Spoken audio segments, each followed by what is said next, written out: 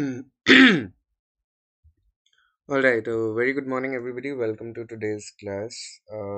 Let me just check if we're live or not. Just give me a moment.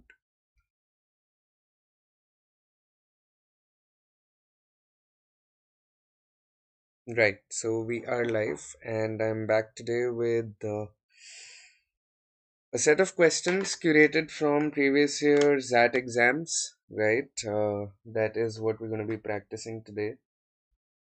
Before we begin with the drill, though, allow me to give you a quick introduction of the Unacademy platform. Right. Unacademy is India's largest learning platform when it comes to preparing for any and every competitive exam. Right. Any kind of test preparation for that matter. This particular YouTube channel is targeted at management exams such as your CAT, XAT, MAT, NMAT, SNAP, GMAT, and the likes. I am Prankur Arora. I'm going to be your instructor on this journey of learning, wherein I'll be taking you through multiple aspects of the verbal ability as well as the reading comprehension portions of these exams. Right, I've been a trainer, I've been a coach for a better part of the last couple of years. I've even consulted with various organizations on different aspects of learning and development. Organizations such as Marico Limited, ITC Limited, Interglobe, BD India, right? These such organizations. I am a published author, wrote this book called It's Not Funny a couple of years back, right? It's a work of satirical fiction.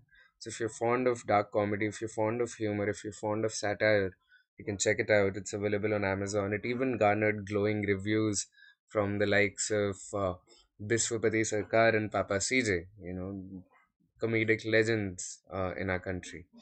I hold advanced certifications in facilitation from an American organization known as the Leadership Management International. It is probably the world's largest organization working in the space of leadership. And I co founded this startup by the name of Thought Sutra. Right? Thought Sutra is my endeavor to better and uplift the ecosystem of the creative arts in our country. So, yeah, that's pretty much about me. Welcome aboard this journey of learning. So, what can you expect when you visit the Unacademy platform? Unacademy gives you access to daily live classes wherein you have real time interaction with the educator, right? So, the idea is that you can chat with the educator, you can ask questions, engage in discussions, clear your doubts. All of that happens in real time on the platform, as well as the format of question answers, right? The question answers that we conduct, those are conducted in the form of live polls. So that's another interesting format, and it imbibes that it helps you imbibe that competitive spirit and be very engaged during the entire class. um, we conduct regular tests and quizzes as well. The idea of these tests and quizzes is to help you develop perspective about your learning journey, about where you are versus where you want to be in your learning journey. How do we do that? We do that by giving you a lot of data, a lot of insights into your performance, right? And I'll develop on that later. We can all the courses that you'll find on the platform are pretty much structured, very much in line with the current exam syllabus to help you get the best of everything. And with one subscription to the platform, you get unlimited access to anything and everything. All kinds of live and recorded courses that you can access from the comfort of any of your devices. These are some of our top educators. You can clearly see that all of them carry multitudes of experience of having mentored thousands and thousands of aspirants into various top tier management institutions. You can start learning from them for free. You can experience the platform for free. You can start learning from them for free and then decide whether you want to enroll to avail the key subscription benefits or not.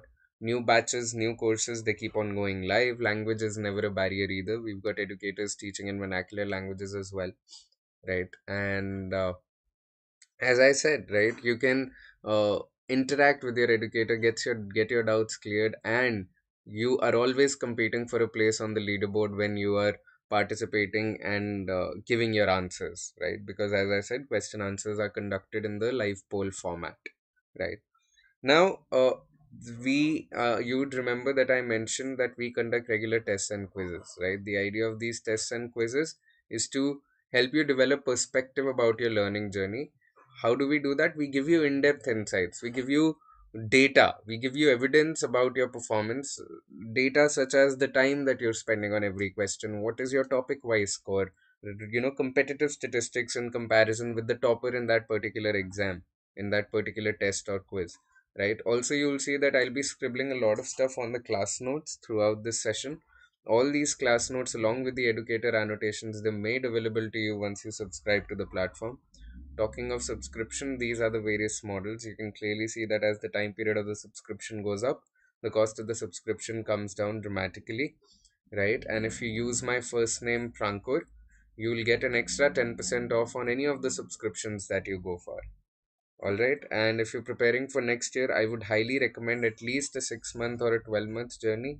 6 month at least. Why? Because, uh, you know, give yourself the comfort of the time, right? You need that much time to develop comfort level with the subject, with the educator, as well as the pedagogy, right? So give yourself that much time. Having said that, let's begin with the drill for the day. The first question is this one: which of the following do you think is grammatically correct?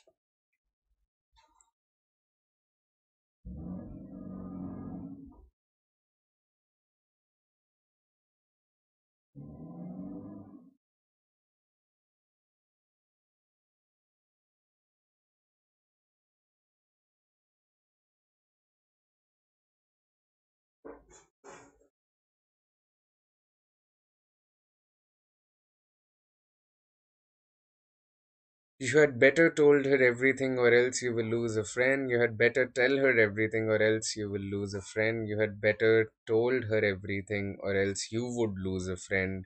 You better had tell her everything or else you would lose a friend. You better had tell her everything or else you will lose a friend.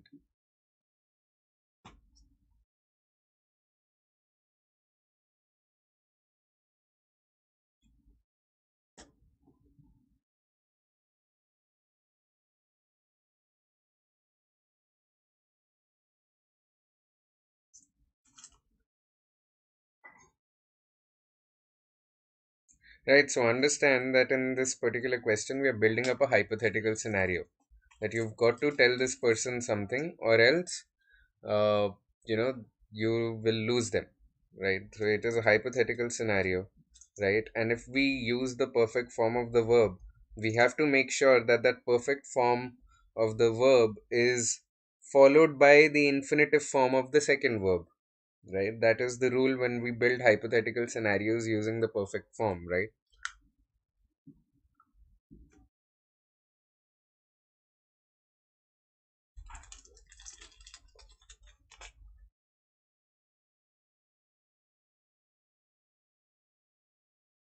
So whenever we have you had better, we use the infinitive form of the verb, so this needs to be tell. You had better के साथ told नहीं आएगा. So the answer would be you had better tell her everything or else you will lose a friend. A futuristic hypothetical scenario always, right? You would lose नहीं होगा कभी भी or else you will lose a friend, right?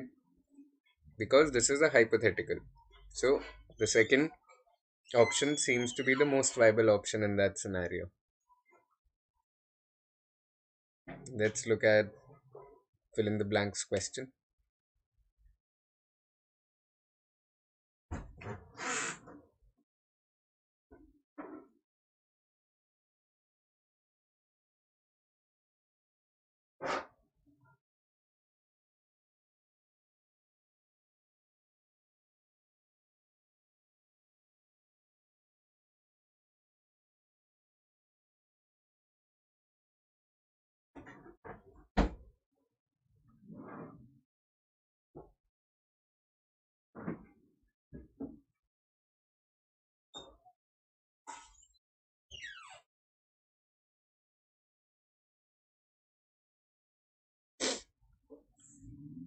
Dash medicine has been operated by trial and error. In other words, dash. We know by now that there can be entirely dash connections between symptoms and treatment, and some medications succeed in medical trials for mere random reasons. From the options below, choose the one that most appropriately fills up the blanks.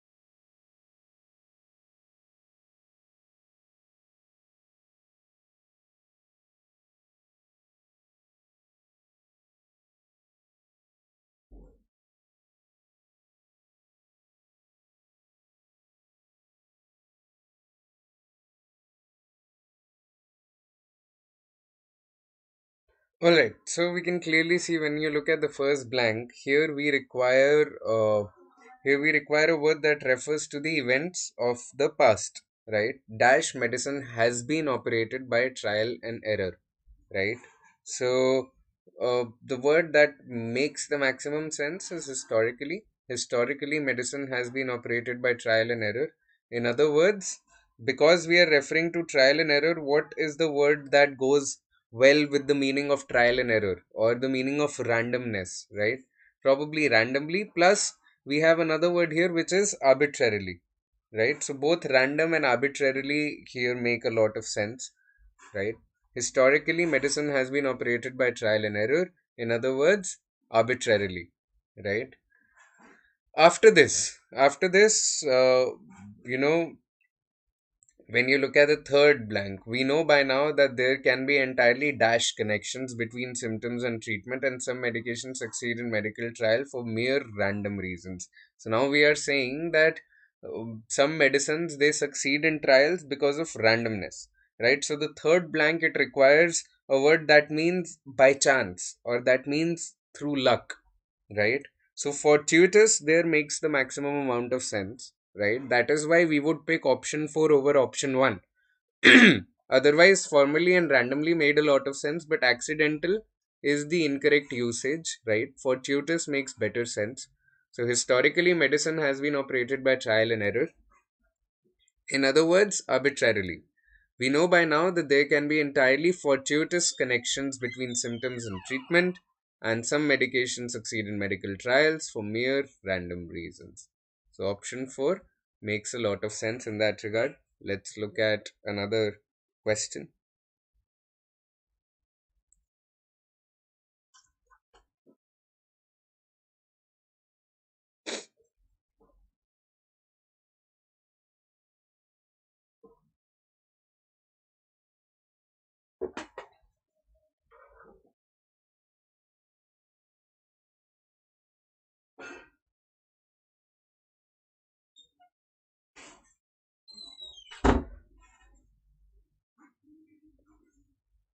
This particular paragraph, when appeared in the XAT exam, I'm imagining, took a lot of Game of Thrones fans by surprise.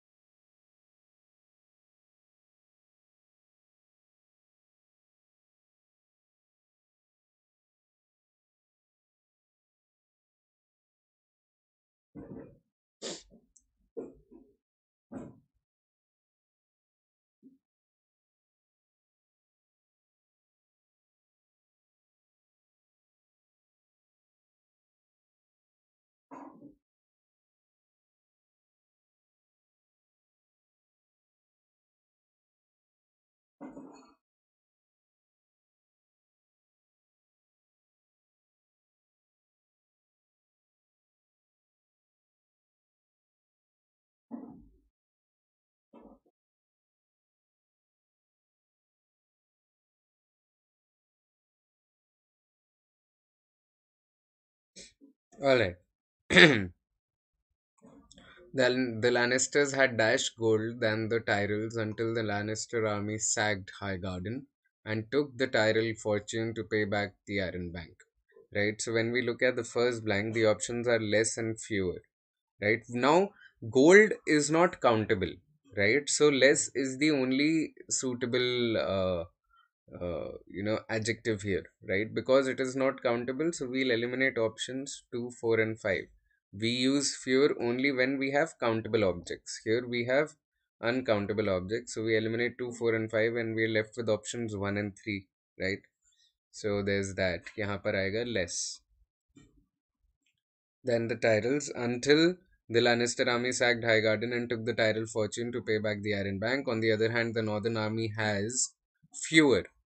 Because men are countable, we say fewer than 10,000 men, and therefore John needs to bend the knee to Daenerys What happens in the story next is dependent on George R. Martin, the writer of the series.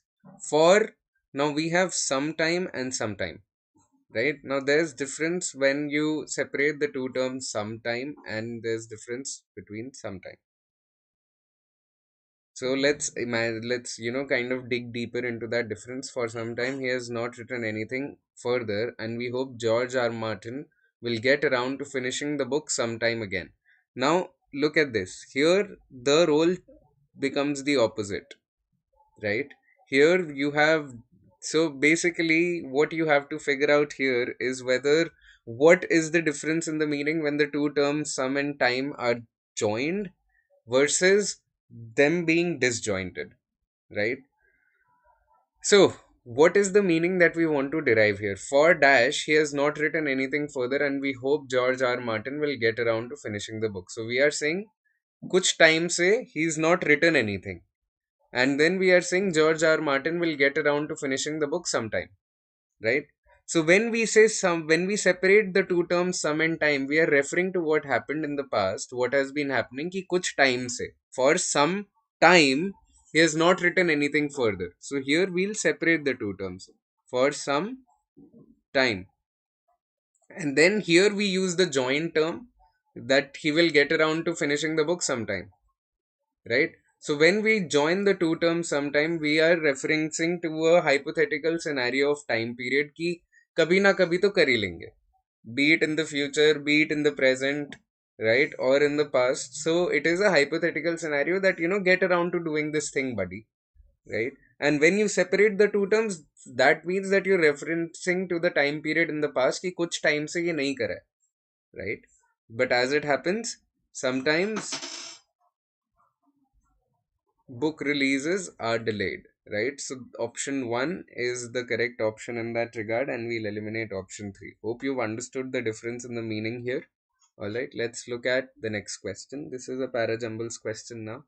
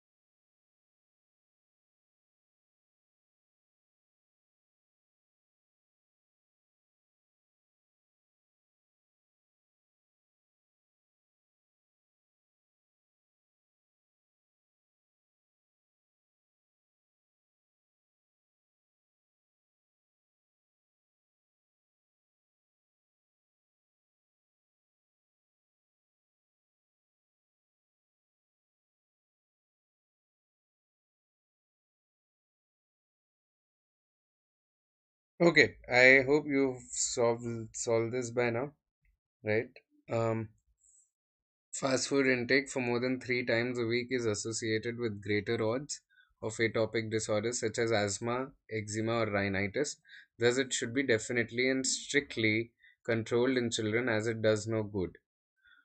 Regular junk food intake can lead to physical and psychological issues among children. Lack of vitamins such as A and C and minerals such as magnesium and calcium encourage the development of deficiency disease and osteoporosis as well as dental care caries due to higher intake. Junk food, which are rich in energy with lots of fat and sugar, are relatively low in other important nutrients such as protein, fiber, vitamins, and minerals.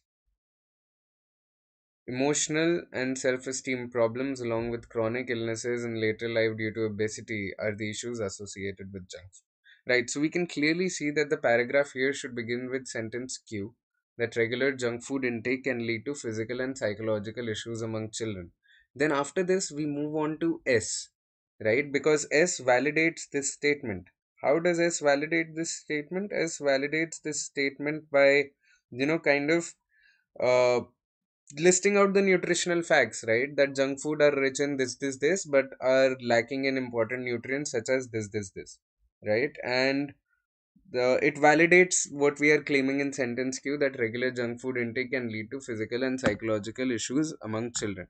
After this, when you look at sentence R develops on S, right? R is a supporting statement for us that lack of nutrients such as A and C and minerals, it leads to these diseases, right? And these problems, right? So QSR is a very valid arrangement, right? After this, T explains various health hazards, that emotional and self-esteem problems are the issues associated with junk food.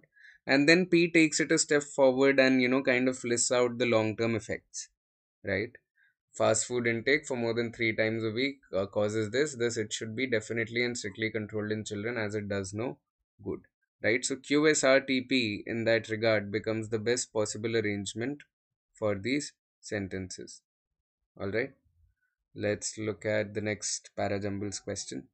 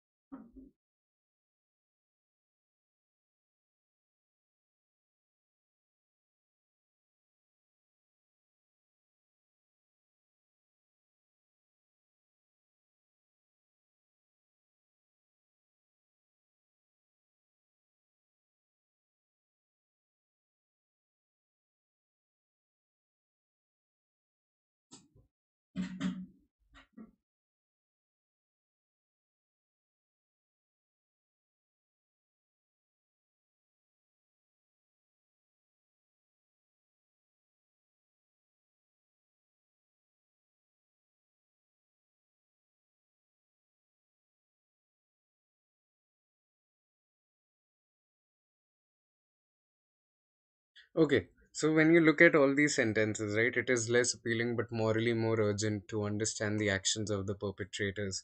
It is easy to sanctify policies or identities by the deaths of the victims. The victims were people. A true identification with them would involve grasping their lives rather than grasping at their deaths. The moral danger, after all, is never that one might become a victim, but that one might be a perpetrator or a bystander. By definition, the victims are dead and are able to defend themselves from the use that others make of their deaths. Right. So, what is the flow here? Right. Right. What is the flow? You begin by talking about the wrongdoings. Right. What has happened? You identify who are victims and who are perpetrators. Right. And then you talk about policies, and then you talk about the aftermath. Right. That what needs to be done with these perpetrators. So when you look at that, probably sentence 3 looks like a good opener, that the victims were people. You're talking about the victims here. A true identification with them would involve grasping their lives rather than grasping at their deaths. Right? And you want to conclude with sentence 5, that by definition the victims are dead and unable to defend themselves from the use that others make of their deaths. Right? So after 3, you right, the only option giving us that a day, and let us look at the flow. Right, the victims were people. A true identification with them would involve grasping their lives rather than grasping at their deaths. It is less appealing but morally more urgent to understand the actions of the perpetrators. It is easy to sanctify policies or identities by the deaths of the victims. The moral danger, after all, is never that one might become a victim, but that one might be a perpetrator or a bystander. By definition, the victims are dead and unable to defend themselves from the use that others make of their deaths. Right. So when you look at that, option D looks like a very viable, a very logical, kind of flow here, because the idea being that you first want to, you first want to talk about the plight of the victims, and then you want to talk about theories and practices, right? And after that, must proceed with how perpetrators are punished, than what the ideal scenario should be, right? So there's that, and therefore, when you look at all of that, option D looks like a very viable option, right? Let's look at the next question.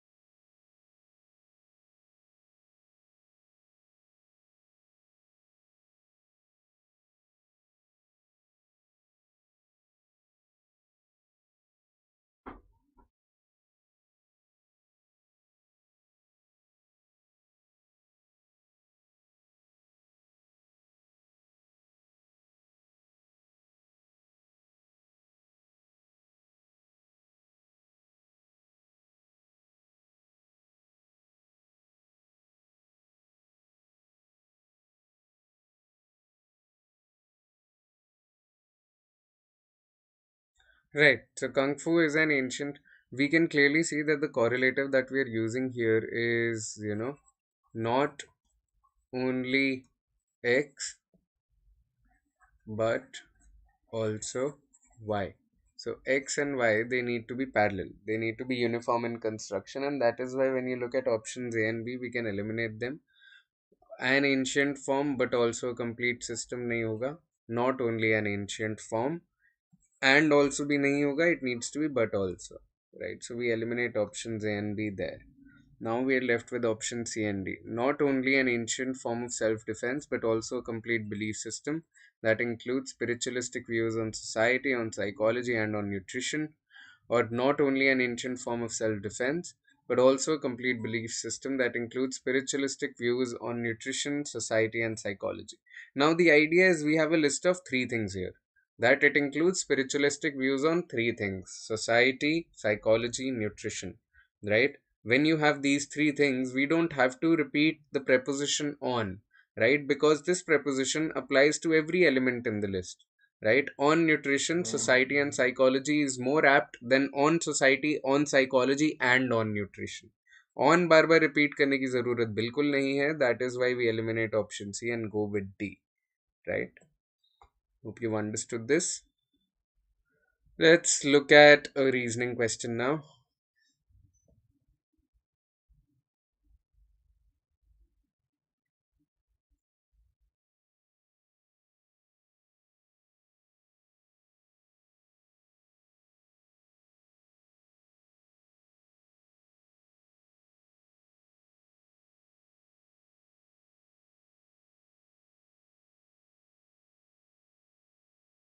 Arti is planning for higher studies, and her future goals include working as a manager of a non-profit organization designed to provide assistance to underrepresented populations.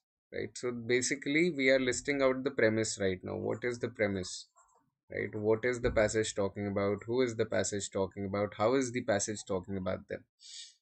Arti is our protagonist. She's planning for higher studies, and her future goals are include being a manager of a non-profit organization that works to assist the underrepresented.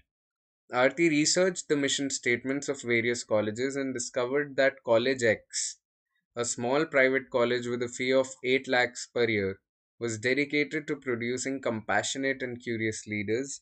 College Y, a large institute with a fee of rupees 9 lakhs per year, promoted itself as a leading research facility. Based on her research, she decided to apply to College X rather than College Y. So we have been told about two distinct colleges. There's this College X and there's this College Y. फी भी हमें दोनों की पता है, दोनों का mission statement भी पता है. And then the conclusion is that Arti decides to go ahead with College X rather than College Y. Which of the following options is the most likely explanation of Arti's decision?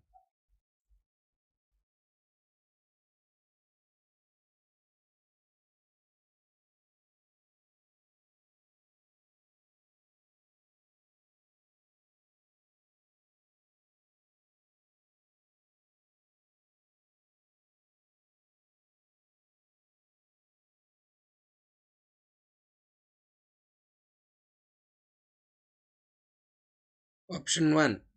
A direct relationship exists between a college's cost and the quality of the education it provides. Look at this. A direct relationship exists between the cost and the quality of education. We don't know that for a fact. We only know the cost. We don't know anything about the quality of education. The passage did not really mention anything about that. So we eliminate option 1. Option 2. Students apply to smaller colleges that offer more personalized attention from professors. Have we been told that there will be personalized attention from professors? The paragraph did not develop on that. See, we have to pick an answer option that can be drawn from the premise that was presented to us. 2 cannot be concluded or inferred from the premise. 3. A large research university cannot prepare students for a career as a non-profit executive. Again, that is a claim that does not really go ahead with that it is not in sync with the premise that we were afforded. 4. Students apply to colleges with mission statements that align with their goals. This kind of makes sense, right? Because we know what Arti's mission statement was, and that she looked up mission statements of these two colleges.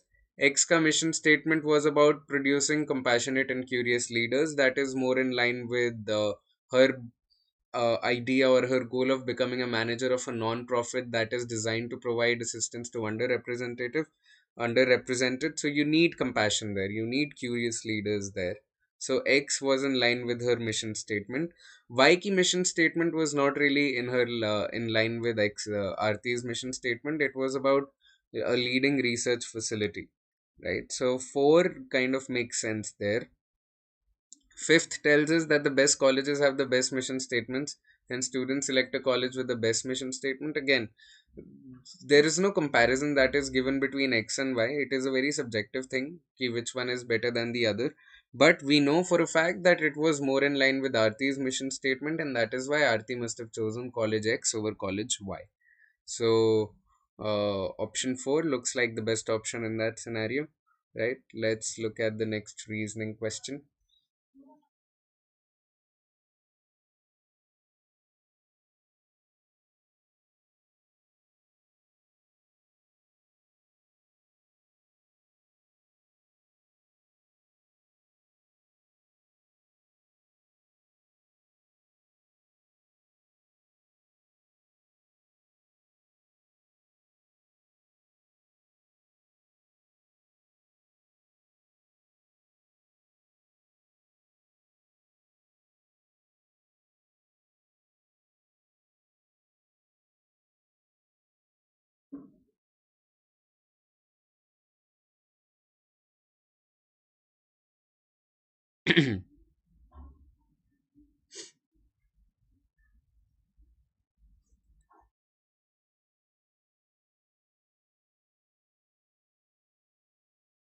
Although parapsychology is often considered a pseudoscience, it is in fact a genuine scientific enterprise, for it uses scientific methods such as controlled experiments and statistical tests of clearly stated hypotheses to examine the questions it raises.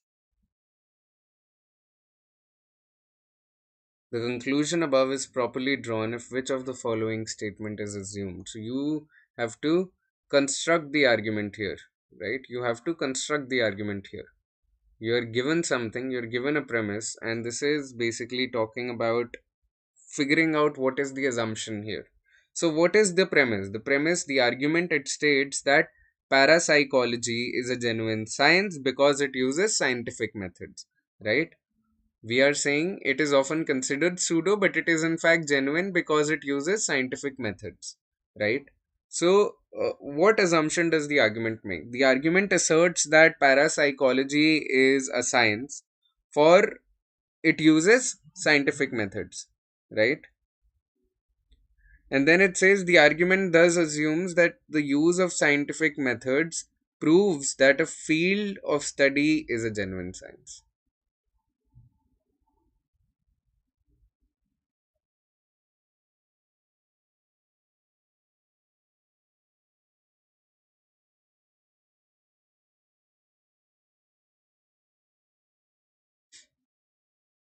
Right?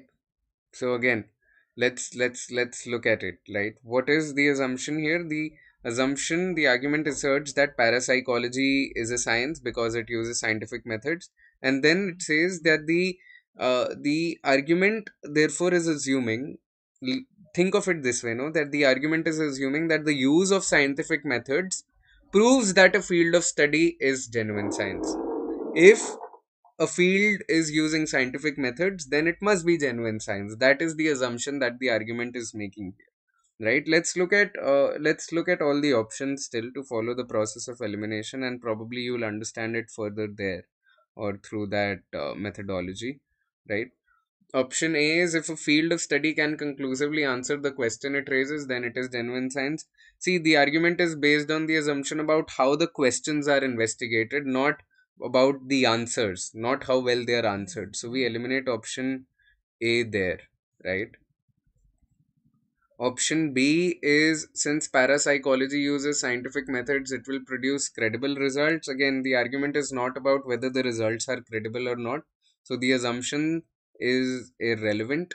See, any enterprise that does not use controlled experiments and statistical tests is not genuine science.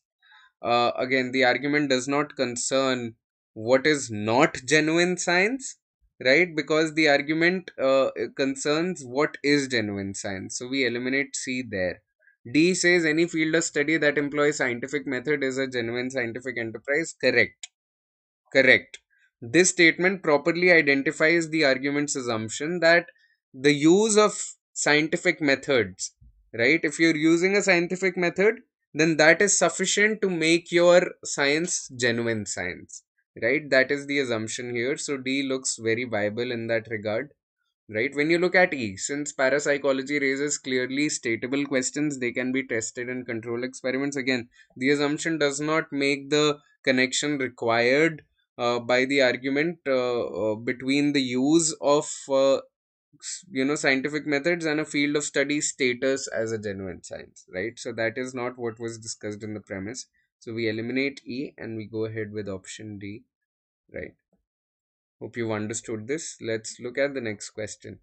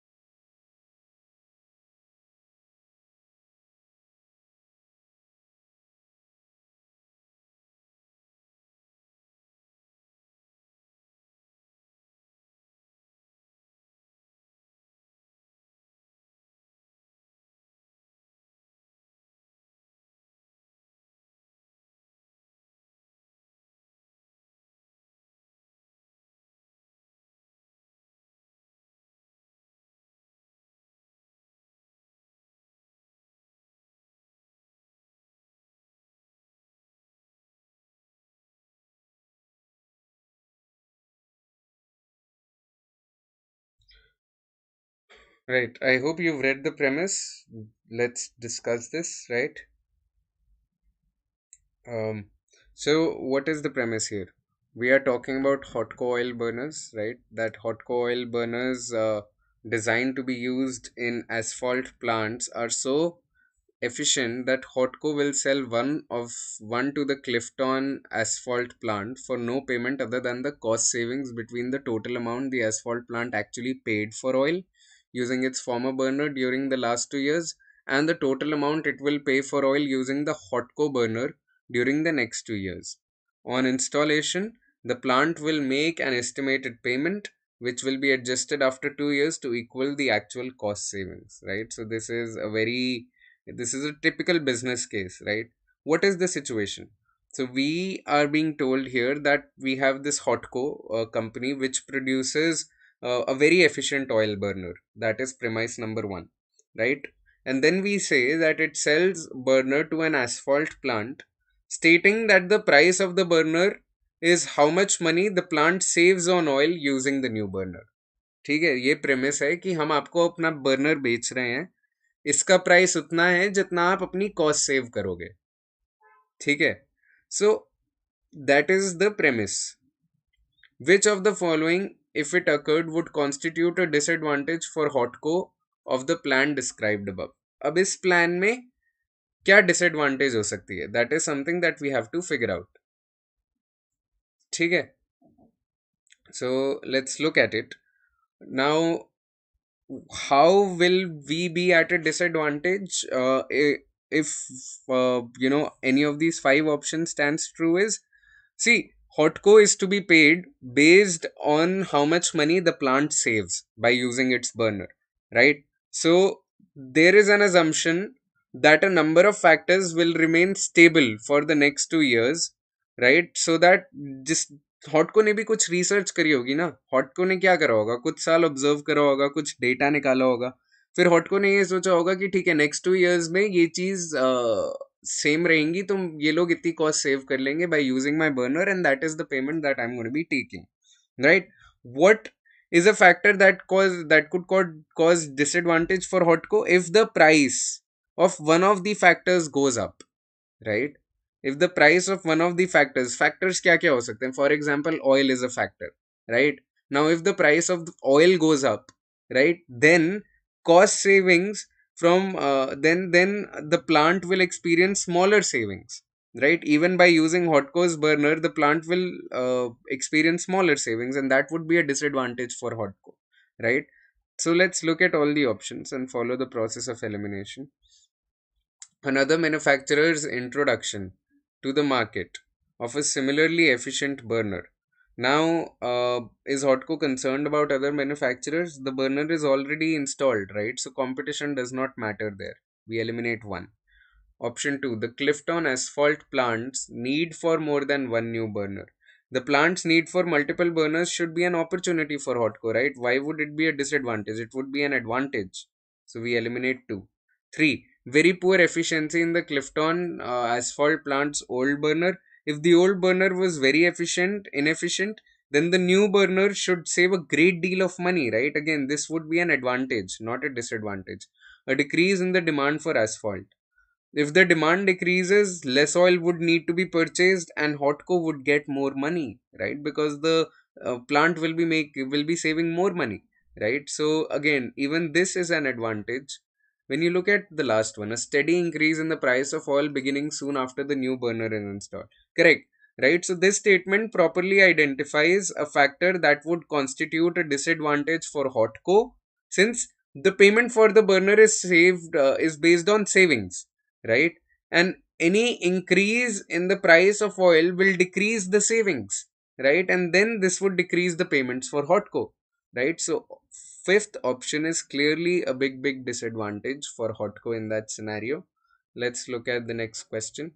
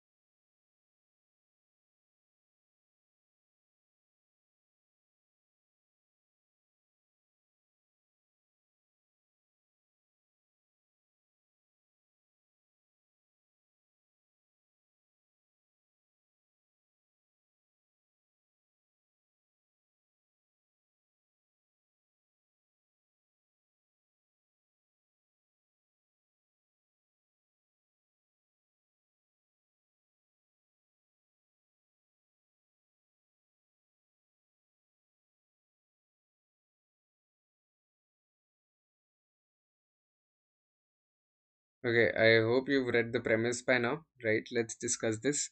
An experiment was done in which human subjects recognize a pattern within a matrix of abstract designs and then select another design that completes that pattern. The results of the experiment were surprising. The lowest expenditure of energy in neurons in the brain was found in those subjects who performed most successfully in the experiments, right? So what is the situation, what is the premise here? That there is an experiment which has a focus group, right? Human subjects means that it has a focus group, right? Now these subjects, they worked with pattern recognition and pattern completion. You have to first recognize the pattern and then you have to complete the pattern, right? Now the subjects who performed best showed the lowest expenditure of energy in neurons in the brain. They showed the lowest expenditure of energy in the neurons in the brain. That is the situation. That is the premise of the passage. That is the argument. Which of the following hypothesis best accounts for the findings? Right? So you have to kind of construct this argument by saying कि इनमें से कोई एक hypothesis है जो explain करेगी इस चीज को. right? Let's follow the process of elimination. Option A: the neurons of the brain react less when a subject is trying to recognize pattern than when the subject is doing other kinds of reasoning. The experiment did not compare types of reasoning, so this hypothesis does not account for the experiment at all. We eliminate option A. Option B: those who perform best in the experiment experience more satisfaction when working with abstract patterns than did those who performed less well. Right. So, no information about subject satisfaction. Right. No information about satisfaction is provided in the argument. Right. So, we eliminate option B there as well. Option C: people who are better at abstract pattern recognition have more energy efficient neural connections. Now, this statement properly identifies a hypothesis, right? Why? Because look at it, no? That it is connecting the performance. It is connecting the performance. People who are better at pattern recognition have more energy efficient neurons. So, it is connecting performance with the energy expenditure and so would account for the experiment's results, right? So C makes a lot of sense there, right? When you look at D, the energy expenditure of the brains increases when a design that completes the initially recognized pattern is determined. See, the most successful subjects would presumably not have completed fewer patterns than average, right? So the so this increase in energy would likely lead to higher energy expenditure for them, right? So therefore D is saying the opposite. We'll eliminate D therefore. And when you look at option E, the task of completing a given design is more capably performed by athletes whose energy expenditure is lower when they are at rest. Right. So no information is offered on the subject, so no hypothesis about athletes is warranted. ठीक है? इसलिए we will eliminate option E there and we'll stick with option C in that scenario. All right. Let's look at another reasoning question now.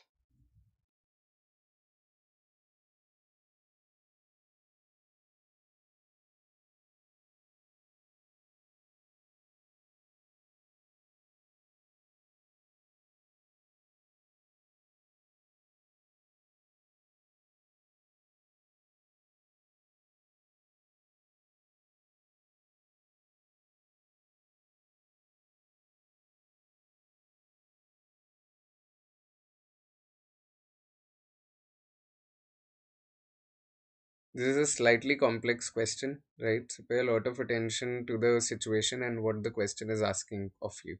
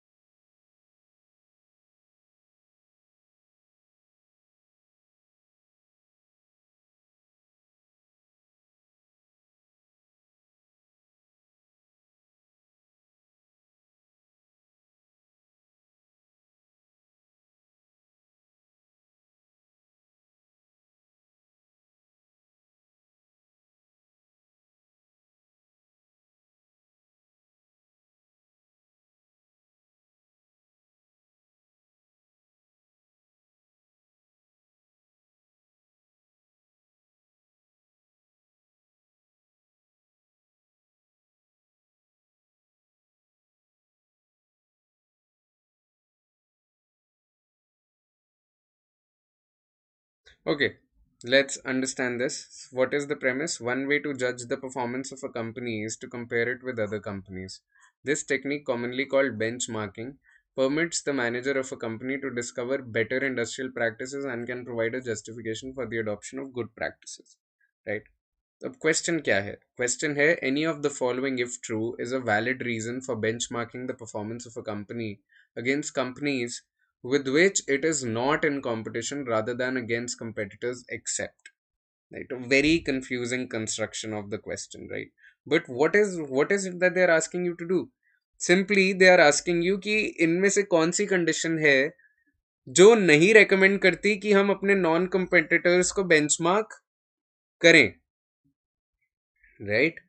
Or simply put, which of the following conditions is a reason to benchmark against competitors? Out of the five, only one tells us why we should be benchmarking against competitors, right? So let's look at the questions. Option A: comparisons with competitors are most likely to focus on practices that the manager making the comparison already employs. Since benchmarking against competitors would yield for new practices, it would be better to benchmark against non-competitors. Right? That is what they are telling you here. Right. So therefore we eliminate A.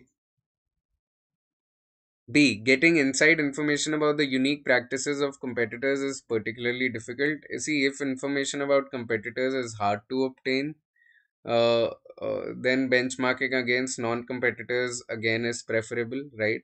हमें reason चाहिए कि हमें competitors के against क्यों benchmarking करनी चाहिए. अभी तक दोनों रीजन हमें नॉन कॉम्पिटिटर्स को बेंचमार्क करने को कह रहे थे.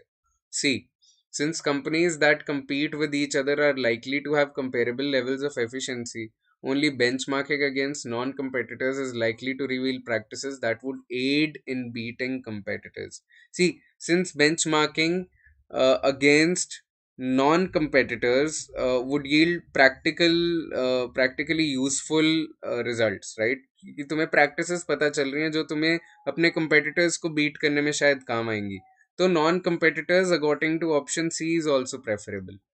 So we eliminate that. D. Managers are generally more receptive to new ideas that they find outside of their own industry. See, if managers are more likely to adopt new practices learned from benchmarking against non-competitors, then again this technique is also preferable. Right? So we eliminate option D there as well. E. Much of the success of good companies is due to their adoption of practices that take advantage of the special circumstances of their products or markets.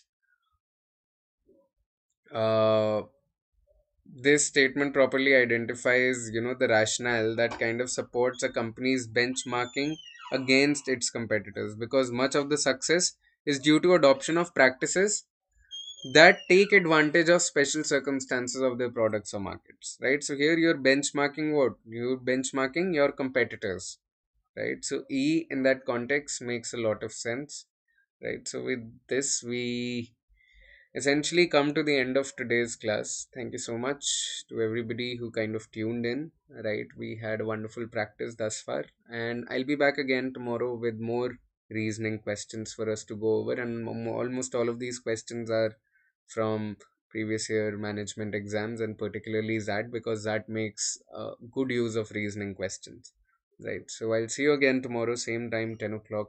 Till then, stay safe, stay strong, stay mellow. See you guys.